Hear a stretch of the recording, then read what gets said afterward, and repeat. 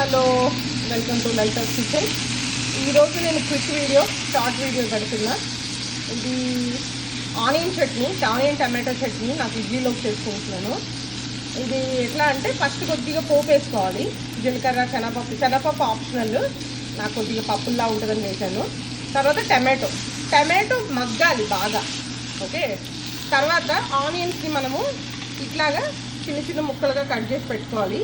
ఈ ఆనియన్స్ ఎక్కువ మగ్గక్కర్లేదన్నమాట, అది ఈ ఆనియన్ చట్నీలో మజా.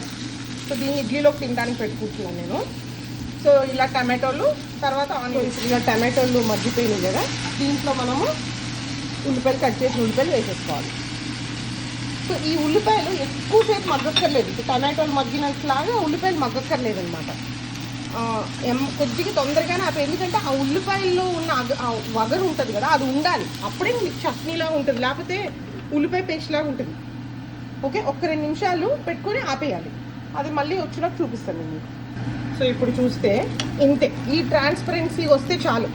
ఫుల్గా ఫ్రై అయిపోద్దు, అలా అని మరీ రఫ్గా ఉండొద్దు. ఇలా ఉంటే మీకు ఆ ఆనియన్స్లో కొద్దిగా స్పైసీనెస్ ఉంటుంది అనమాట. ఓకే, దీంట్లోనే ఒక్క వెల్లుల్లిపాయ, ఒక చిన్న అల్లం, అంటే ఎక్కువ అవసరం లేదు, మళ్ళీ అల్లం వెల్లుల్లిపాయ పేస్ట్ లాగా అయిపోతుంది. ఇంతేనండి, దీన్ని గ్రైండ్ చేసేసుకొని మనం ఇడ్లీలోకి, దోశల్లోకి తినొచ్చు. అదే ఎమ్మి ఆనియన్ చట్నీ. ఒకవేళ టమాటో వేసుకోలేని పక్షంలో చింతపండు వేసుకోవచ్చు, ఒక చిన్న పిసర, డిపెండింగ్ అపాన్ మీ ఇడ్లీ పిండి స్పైసీనెస్ బట్టి.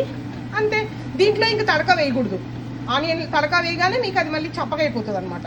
సో ఇంతే ఎమ్మి onion chutney ready.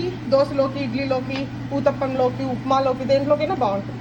Thanks for watching. Yummy onion chutney ready.